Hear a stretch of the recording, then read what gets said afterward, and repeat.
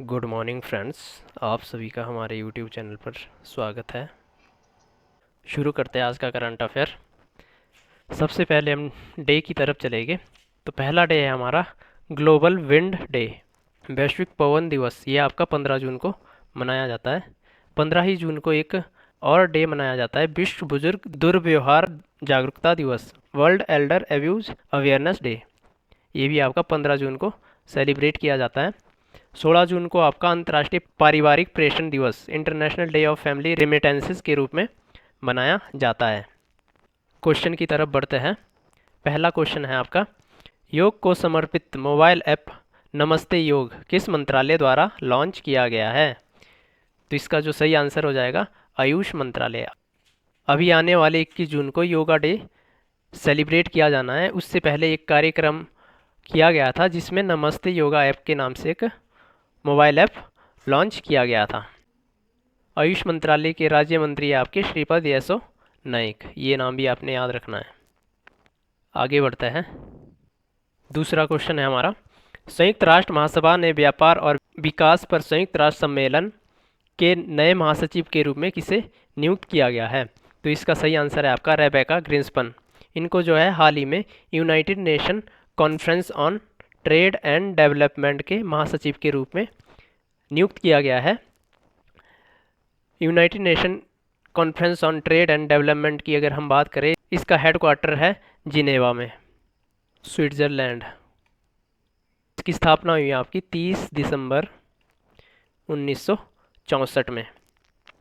Rebecca ग्रिंसपन को संयुक्त राष्ट्र महासचिव एंटोनियो गुटेरस द्वारा महासचिव के रूप में नामित किया गया है। आगे बढ़ते हैं। तीसरा क्वेश्चन हमारा बन जाता है, शुक्र ग्रह का अध्ययन करने के लिए मिशन एनविजन किस अंतरिक्ष एजेंसी द्वारा लॉन्च किया गया है? इसका सही आंसर हो जाएगा यूरोपीय अंतरिक्ष एजेंसी।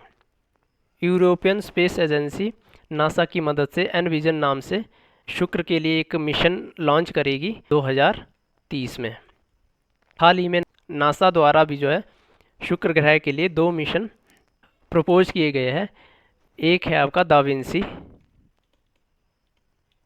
दूसरा है आपका वेरिटास। ये 2 मिशन जो है 2028 से 30 के बीच लॉन्च किए जाएंगे नासा द्वारा।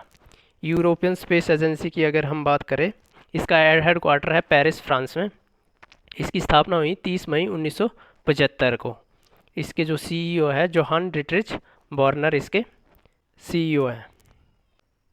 आगे चलते हैं। क्वेश्चन 4 हमारा, निम्नलिखित में से किस बैंक ने हाल ही में अपने कम आय वाले ग्राहकों के लिए एक कर्मचारी वित्त पोषित कार्यक्रम, घर घर राशन कार्यक्रम शुरू करने की घोषणा की है, जिनकी आजीविका कोविड-19 से प्रभावित हुई है? तो इसका सही आंसर है आपका आईडीएफसी फर्स्ट बैंक ने जो है हाल ही में घर घर राशन कार्यक्रम शुरू करने की घोषणा की है। ये अपने कम आय वाले ग्राहकों के लिए जो है उनके घर राशन पहुंचाएगा। आईडीएफसी बैंक की अगर हम बात करें, इसके चीफ एग्जीक्यूटिव ऑफिसर है बी वैद्यनाथन। इसका हेडक्वार्टर है आपका मुंबई में। इसकी स्थापना हुई आपकी अक्टूबर 2015 में। आईडीएफसी फर्स्ट बैंक ने हाल ही में घर घर राशन कार्यक्रम शुरू करने की घोषणा की है। आगे चलते हैं। क्वेश्चन 5 है हमारा, आईआईटी रुड़की प्रोफेसर शैलेश गणपुल्ले ने डैश के अपने डिजाइन के लिए एनएसजी काउंटर आईईडी और काउंटर टेररिज्म इनोवेटर अवार्ड 2021 प्राप्त किया है। तो इसका सही आंसर हो जाएगा, इन्होंने एक विस्फोटी प्रतिरोधी हेलमेट बनाया है जो सैन्य कर्मों की सुरक्षा करेगा। तो इनको हाल ही में एनएसजी काउंटर आईईडी और काउंटर टेररिज्म इनोवेटर अवार्ड 2021 से सम्मानित किया गया है। ये वो हेलमेट है जिनके लिए इनको इस अवार्ड से नवाजा गया है। आगे बढ़ते हैं। अगला क्वेश्चन है हमारा, होम इन द वर्ल्ड पुस्तक किसका संस्मरण है? तो इसका सही आंसर हो जाएगा अमर्त्य सेन। अमर्त्य सेन द्वारा होम इन द वर्ल्ड पुस्तक हाल ही में लिखी गई है। अमर्त्य सेन भारतीय अर्थशास्त्री है। ये है भारत के नोबेल पुरस्कार विजेताओं में से एक है। इनको जो है 1998 में नोबेल प्राइज़ जो है दिया गया था। तो आपने याद रखना है, होम इन द वर्ल्ड पुस्तक किसके द्वारा लिखी गई है? अमर्त्य सेन द्वारा यह पुस्तक लिखी गई है। आगे चलते हैं। क्वेश्चन 7 है हमारा, निम्नलिखित में से कौन कोरोना काल में दुनिया का पहला मास्क मुक्त देश बन जाएगा? इसका सही आंसर है इजराइल। इजराइल दुनिया का पहला मास्क मुक्त देश बन जाएगा। इन्होंने अपने सारे नागरिकों को वैक्सीनेट कर दिया है। इजराइल की यहाँ पे बात आ रही है। इजराइल की राजधानी है आपकी जेरूसलम। यहाँ के आपके प्रधानमंत्री है नप्ताली बेनेट। ये हाल ही में यहाँ के 13वें प्रधानमंत्री बने हैं। यहाँ के राष्ट्रपति है आपके इसाक हरजोग। न्यू शेकल यहाँ की करेंसी हो जाती है। आगे बढ़ते हैं। क्वेश्चन 8 हमारा बन जाता है, भारत के पहले गांव का नाम बताइए जहां 18 वर्ष से ऊपर की पूरी आबादी को टीका लगाया गया है। तो इसका सही आंसर हो जाएगा बेयान। बेयान जो है बांदीपोरा ज़िला है जम्मू कश्मीर में, उसका एक गांव है। यहाँ पे जो है 100% वैक्सीनेशन कर दिया गया है हाल ही में, जहाँ पर 18 वर्ष से ऊपर के आयु के सभी लोगों को कोरोना का टीका लगा दिया गया है। जम्मू कश्मीर की अगर हम बात करें तो इसकी जो कैपिटल है वो है श्रीनगर। जम्मू कश्मीर को है जो पहले स्पेशल स्टेट का जो है दर्जा दिया गया था। यहाँ पे आर्टिकल 370 था। 2019 में जब जून में जम्मू कश्मीर का बाइफरकेशन अनाउंस किया गया था तो इसको 2 यूनियन टेरिटरी में डिवाइड कर दिया गया था। एक थी आपकी जम्मू कश्मीर, दूसरी थी लद्दाख। जम्मू कश्मीर और लद्दाख 31 अक्टूबर 2019 को केंद्र शासित प्रदेश के रूप में इनको घोषित किया गया। तो जम्मू कश्मीर की बात आ रही है। यहाँ पे आपके लेफ्टिनेंट गवर्नर है मनोज सिन्हा। जम्मू कश्मीर में आपके 4 नेशनल पार्क है। पहला हो जाएगा आपका Dachigam national park, Kishtwar national park, यह भी आपका जम्मू कश्मीर में है। काजीनाग नेशनल पार्क आपका जम्मू कश्मीर में है। और काजीरंगा अगर आता है, काजीरंगा नेशनल पार्क आपका असम में है। तो ध्यान रखना है, काजीरंगा और काजीनाग। काजीनाग जम्मू कश्मीर में है और काजीरंगा असम में है। सलीम अली नेशनल पार्क भी आपका जम्मू कश्मीर में है। तो ये चीज़ आपने जम्मू कश्मीर के बारे में ध्यान रखनी है। आगे बढ़ता है। अगला क्वेश्चन है हमारा, उस बॉलीवुड अभिनेता का नाम बताइए जिसे बायोटेक्नोलॉजी कंपनी माई लैब डिस्कवरी सॉल्यूशन का नया ब्रांड एम्बेसडर नियुक्त किया गया है। तो इसका सही आंसर है आपका अक्षय कुमार। अक्षय कुमार को जो है माई लैब डिस्कवरी सॉल्यूशन, ये एक बायोटेक्नोलॉजी कंपनी है, इसका इनको ब्रांड एम्बेसडर नियुक्त किया गया है।